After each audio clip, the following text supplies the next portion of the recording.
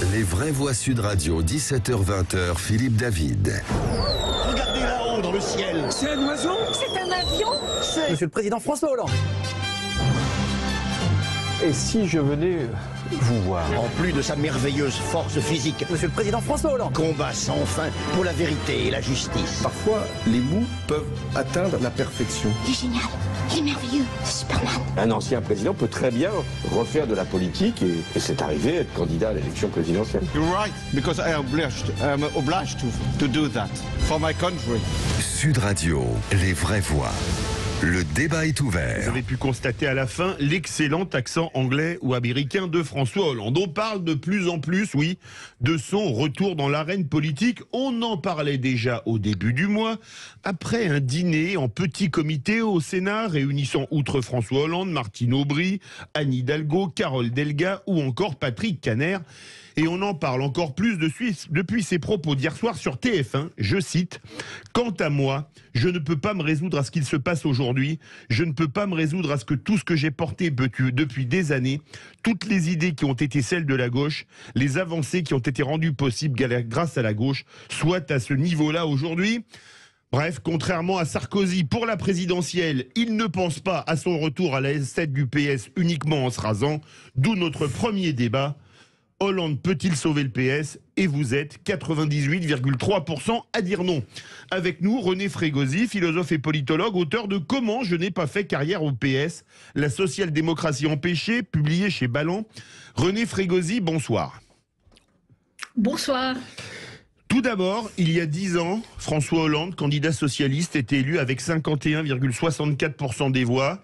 10 ans plus tard, le PS émarge à 1,75% des voix, c'est-à-dire 50% de voix, non pas en moins, mais 50% en valeur absolue. C'est encore sauvable? À ce stade, non. En tous les cas, et pas avec François Hollande, ça paraît assez évident. Je crois que vos auditeurs ont vu juste. C'est quand même assez sidérant comment certains personnages politiques n'ont aucune honte, aucun surmoi. Enfin, c'est tout à fait étonnant. François Hollande a passé 10 ans à la tête du Parti socialiste à faire des synthèses molles, à empêcher de poser les vrais problèmes. Et puis ensuite, il a été élu effectivement tout juste et dans une situation très surprenante. Et au bout de 5 ans, il n'a même pas été capable effectivement de se représenter aux élections. Enfin, tout le monde sait ça. Et c'est quand même hallucinant qu'il se présente comme le sauveur alors qu'il est le fossoyeur du Parti socialiste. Philippe Bilger. N'ayant jamais été au Parti socialiste comme René Frégosi, je peux me permettre d'être objectif à l'égard de François Hollande. D'abord, je ne le tournerai jamais en dérision, pas davantage d'ailleurs que pour son accent anglais, le mien est pire, hein, donc il n'y a pas de problème. Ah, c'est possible. Mais pour rester sérieux, d'abord, le Parti socialiste est dans un tel état de déliquescence, il touche le fond, que, et je le dis encore une fois sans ironie, qu'une intervention, une implication de François Hollande dans ce désastre ne peut pas le faire baisser plus bas, c'est clair. Autrement dit, il n'est pas exclu que l'implication de François Hollande, même si René Frégosi a eu raison de rappeler la calamité finale de son quinquennat, ne pourra pas avoir de pires effets que ce que le premier tour a apporté.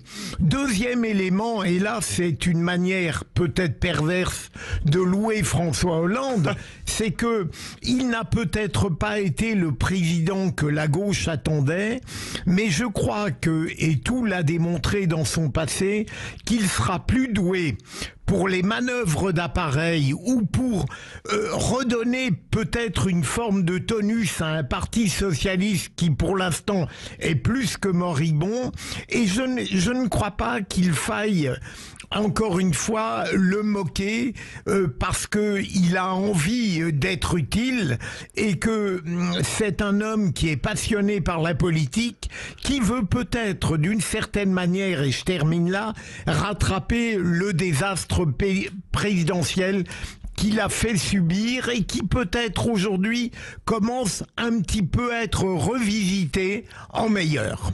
René Frégosi. Non, mais écoutez, aujourd'hui, il ne s'agit pas de manœuvre d'appareil, pas plus aujourd'hui qu'hier d'ailleurs, et c'est ça le problème de la politique. Il s'agit de poser les vraies questions. Et aujourd'hui, vous voyez, qu'est-ce qu'on a dans le panorama politique ?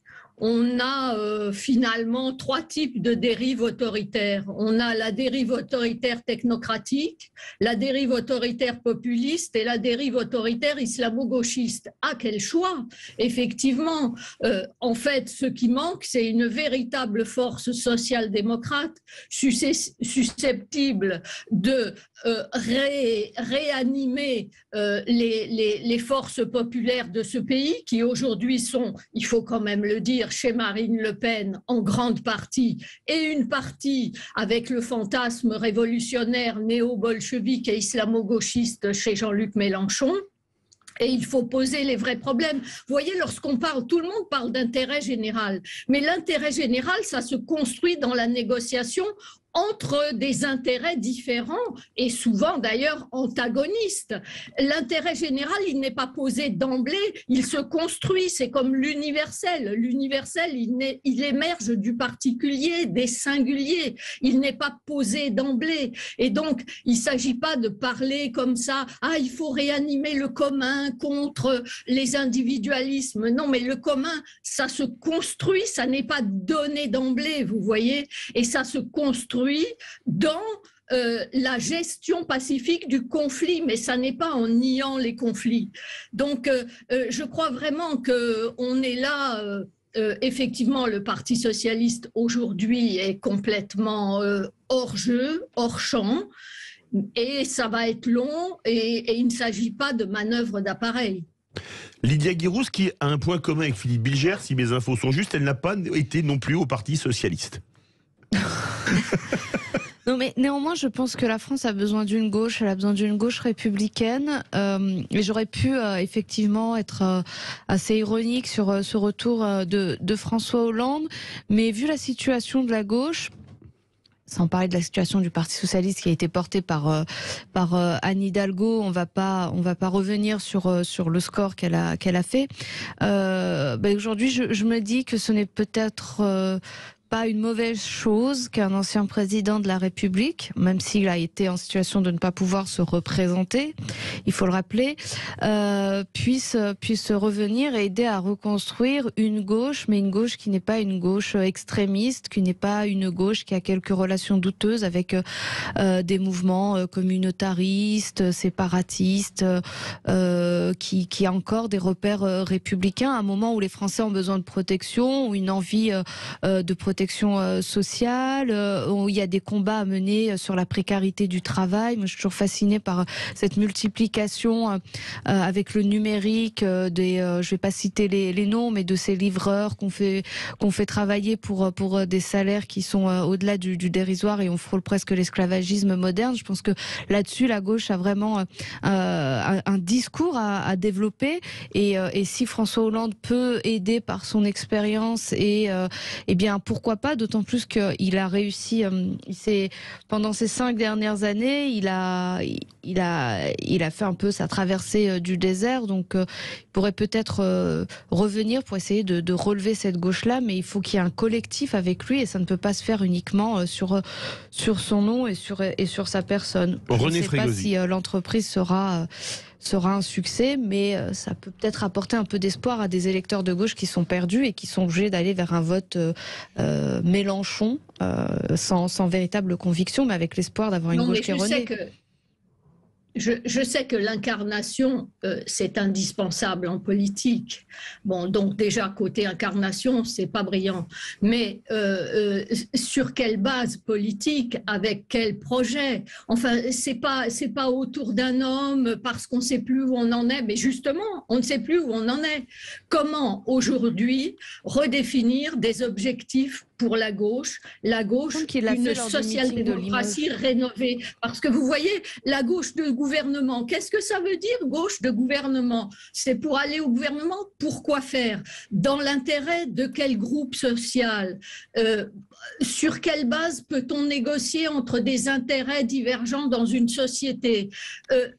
Toutes ces questions-là, elles ne sont pas posées. Bien sûr que la gauche est en déshérence. Une gauche républicaine, tout le monde a ce mot à la bouche. Bien sûr, la République, pour moi, c'est extrêmement important. La devise républicaine, liberté, égalité, fraternité, est extrêmement importante pour moi. Mais je veux dire, ce ne doit pas être que des mots, ça doit se construire, une ligne politique, ça se définit effectivement, vous avez raison, à plusieurs, et il ne suffit pas de has-been qui viennent nous dire quoi. Qu'est-ce qu'il nous dit, à part que ça va mal, ça on le sait. Elle, comme vous, elle a été au Parti Socialiste, Céline Pina. Bah comme quoi, quand on connaît bien le Parti Socialiste, on ne peut être que de l'avis de René Frégosi. C'est-à-dire que François Hollande a été, pendant les 10 ans où il a géré le Parti Socialiste, un véritable générateur de mots-clés. De 97 à 2008, voilà, il n'y a aucun souci. Quel que soit le sujet, vous réussissiez à trouver dans toutes les phrases justice sociale, inégalité, révolution, solidarité, état de droit. Bon bref, on alignait un certain nombre de mots pour faire des phrases qui n'avaient aucun sens. Jamais le Parti Socialiste, sous la direction de François Hollande, n'a pu définir d'objectifs politiques. Jamais il n'a mené de combat autre que sociétal. Les grands combats sociaux n'ont pas été là. Et y compris, par exemple, après qu'il ait combattu Nicolas Sarkozy, notamment sur des choses extrêmement importantes, comme l'inversion des valeurs en droit social. C'est-à-dire que dans le Code du travail, avant, on estimait qu'à partir du moment où on avait un accord de branche, l'accord d'entreprise ne pouvait pas y déroger. On a réussi avec Sarkozy à faire en sorte que des syndicats locaux, parfois aux mains de leurs patrons, reconnaissons-le, puissent déroger à des lois, mises en place au niveau des branches. C'était une inversion de l'ordre juridique qui était parfaitement scandaleuse. Croyez-vous que la gauche soit revenue là-dessus après avoir hurlé comme des veaux à l'époque où c'est passé? Ben non, bien sûr que non. De la même manière, sur un certain nombre de points, pourquoi est-ce que les Français ont fini par accréditer le mot UMPS à l'époque de Marine Le Pen? Parce que en réalité, dans la pratique du pouvoir, la différence n'était pas énorme. Donc, quand on a un tel bilan, quand finalement, à moins d'être nécromancien pour aller sauver, mais c'est vrai, pour aller sauver un parti 1,75%, Jean Lassalle fait mieux. Enfin, il faut quand même se rendre compte qu'en 2012, on avait tous les pouvoirs, les conseils régionaux, les conseils généraux, les grandes villes, la présidence. Regardez ce que le Parti Socialiste en a fait. Lorsqu'on a un tel bilan, à un moment donné, on revient sur la base de quoi? Il n'est même pas un sage, il n'est même pas aimé des Français, il n'est même pas apprécié des anciens du Parti Socialiste, il n'incarne rien, il n'a aucun discours, aucune pensée, il ne porte aucune vision de la France. On n'en a pas besoin. René Frégosi, pour répondre à Céline Pina, et mon petit doigt me dit que vos esprits vont se rejoindre. Ah oui, avec Céline Pina, en général, je suis d'accord. D'ailleurs, je crois qu'il faudrait qu'elle revienne absolument dans la politique active. Non, on la garde dans les vraies voies. On a besoin de personnes comme elle, effectivement, et non pas des individus qui se sont complètement discrédités, comme elle l'a dit, dans des politiques absolument floues. Et quand c'est flou... il y a un loup, comme disait Martine Aubry. Voilà. Les vraies voix. Donc, et effectivement, si vous voulez, sur la question de l'immigration, sur la question de l'islamisme, sur la question de qu'est-ce qu'on fait pour aider les classes moyennes, pour empêcher le déclassement des classes moyennes. Certes, je sais que le ressenti... Le sentiment du déclassement est beaucoup plus important que le déclassement, mais malgré tout, les sociologues indiquent bien qu'il y a du déclassement. Donc, qu'est-ce qu'on fait pour la mobilité sociale? Comment est-ce qu'on reconstruit ce qu'on avait appelé un front de classe? Excusez-moi du gros mot de classe sociale, hein, mais dans la société, il y a des intérêts divergents. Alors, il ne faut pas que ça soit la guerre de classe, mais il s'agit de construire des compromis. Mais il faut savoir de quel côté on est. Et avec François Hollande, franchement, on ne le sait pas. Quand c'est flou, il y a un loup. C'est une très belle citation de Martine Aubry. Le premier débat, François Hollande peut-il sauver le PS? Vous êtes seulement 1,8% y croire. Ça réagit beaucoup au 0826 300 300 de Dunkerque à Mont-de-Marsan, où on ira rejoindre Nourdine et Bernard. Les vraies voix Sud Radio, 17h-20h, Philippe David. Retour des vraies voix avec Philippe Bilger, Céline Pina, Lydia Guirousse et l'excellent Zach. Notre standardiste a beaucoup de travail parce que, évidemment, ça fait beaucoup réagir. Allez, direction plein nord. Bonsoir Nourdine de Dunkerque. Bonsoir. Est-ce que pour vous, François Hollande peut sauver le PS? J'allais être méchant et dire où ce qu'il en reste à 1,75%. Écoutez, tout d'abord, je tiens à vous remercier de me donner la parole. Avec plaisir. Je salue à tous vos invités ainsi que toute votre communauté. C'est la première fois que j'interviens sur Sud Radio et j'ai choisi d'intervenir sur ce point parce que, comme l'a évoqué l'une des intervenantes sur les questions liées au droit du travail, Hollande en a assez fait. C'était Céline Pina. C'est suffisant, il en a assez fait, je subis ces lois, je les comprends, les évolutions technologiques, les accords liés justement à des modifications technologiques qui entraînent des licenciements, je le vis.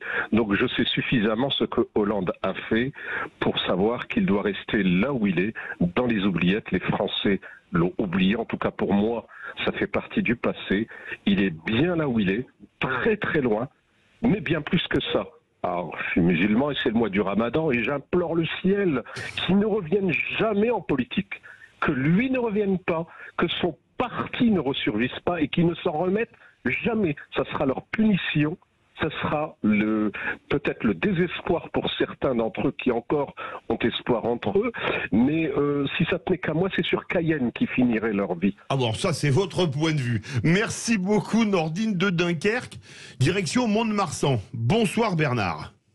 Bonsoir. Vous avez une vision aussi cash, parlons vrai, Sud Radio, sur le retour éventuel de François Hollande?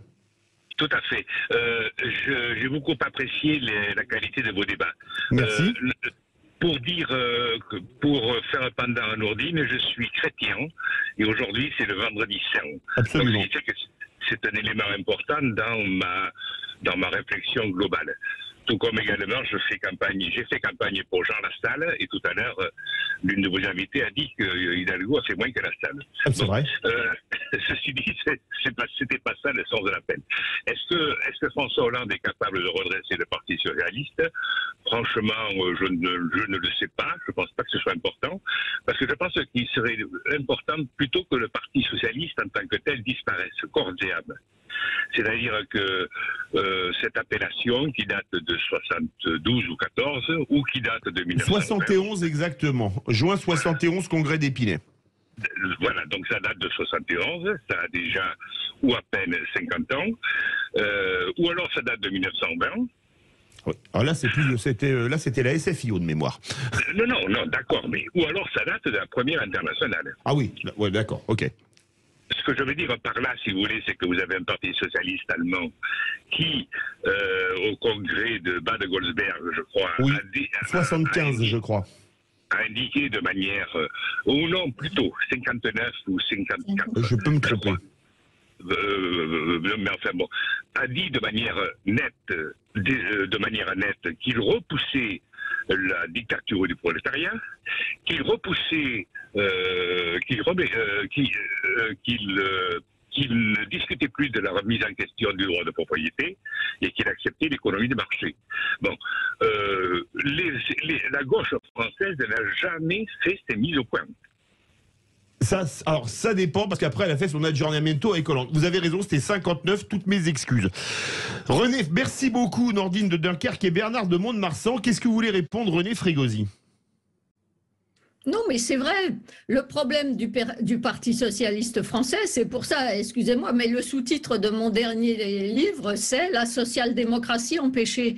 En fait, le Parti socialiste n'a jamais été social-démocrate. C'est-à-dire qu'en 81, on parlait encore de rupture avec le capitalisme. Oui. Parce que en France, le Parti communiste était fort, les marxistes, vous voyez, aujourd'hui, le Parti communiste a quasiment disparu, mais des marxistes et des néo-bolcheviques, on en a encore, des révolutionnaires, on en a toujours des tas en France. Et donc le Parti socialiste n'a jamais osé affirmer clairement la ligne social-démocrate, c'est-à-dire nous voulons un changement profond de la société, mais en restant dans le capitalisme, en gardant le dynamisme du capitalisme, mais en le domestiquant et en le régulant afin que la redistribution soit plus juste entre les travailleurs, entre le travail et le capital. Et donc, et votre dernier auditeur a tout à fait raison, le Bernard. Parti socialiste n'a jamais tranché comme l'avait fait le SPD à Bad Godesberg en 59. Philippe Bilger veut réagir, René Frégosi. Alors sans doute, est-ce que je supporte plus mal les réquisitoires en politique que dans le domaine judiciaire? Mais il est assez paradoxal de m'obliger à dire un tout petit peu de bien de François Hollande. Je trouve que cette descente en flamme, aussi pertinente qu'elle soit de la part de nos amis Madame Frégosi, si vous le permettez, et Céline, bien sûr, est excessive, est outrancière et... certes, on peut faire l'inventaire de tout ce que François Hollande a manqué. Il y a énormément de choses, et sur le plan des choses importantes, et sur le plan des ridicules. Mais je continue à penser, au risque évidemment d'être contredit par les interlocuteurs qu'on vient d'entendre, qu'il y a eu tout de même chez lui, dans sa philosophie, quelque chose qui n'était pas loin d'une pensée, d'une pratique social-démocrate, avec des erreurs, mais il ne représentait pas tout de même un socialisme dogmatique, et il y avait peut-être là quelque chose qui aurait pu prospérer s'il n'avait pas été impliqué ou détruit par un certain nombre de circonstances, éventuellement d'ambitions, qui l'ont complètement plombé. Je veux dire par là que je ne le trouve pas aussi médiocre dans son quinquennat que nos deux amis, et qu'il n'est pas délégitimé pour prétendre aujourd'hui s'occuper un petit peu d'un parti socialiste qui a besoin peut-être de mourir absolument pour renaître. René Frégosi, mais allez, 30 secondes. Oui, non, tout n'est pas de la faute de Hollande. Mais avec Hollande, on avait à la fois la dérive technocratique, c'est-à-dire on ne fait pas de politique, on s'en réfère aux experts et il n'y a qu'une seule solution, c'est la bonne, il n'y a pas d'alternative possible, etc. De la complaisance à l'égard des gauchistes, parce que en plus il s'est laissé complètement gêner, empêché aussi par les frondeurs, il n'a jamais tranché non plus, et effectivement sa pratique n'était pas du tout gauchiste ni révolutionnaire. Mais le problème aussi au Parti socialiste, c'était dans les mots, comme disait Céline, hein, il y a beaucoup de mots, mais dans les faits on est en désaccord. Il y a un gap énorme, un fossé énorme entre les mots et la pratique. Et ça aussi, ça détruit un parti. Les vraies voix. Merci beaucoup René Frégosi, philosophe et politologue, auteur de Comment je n'ai pas fait carrière au PS, la social-démocratie empêchée, publié chez Ballant. Verdict sur Twitter. François Hollande peut-il sauver le PS? Vous êtes 98,4% à dire non. On se retrouve tout de suite avec les vraies voix.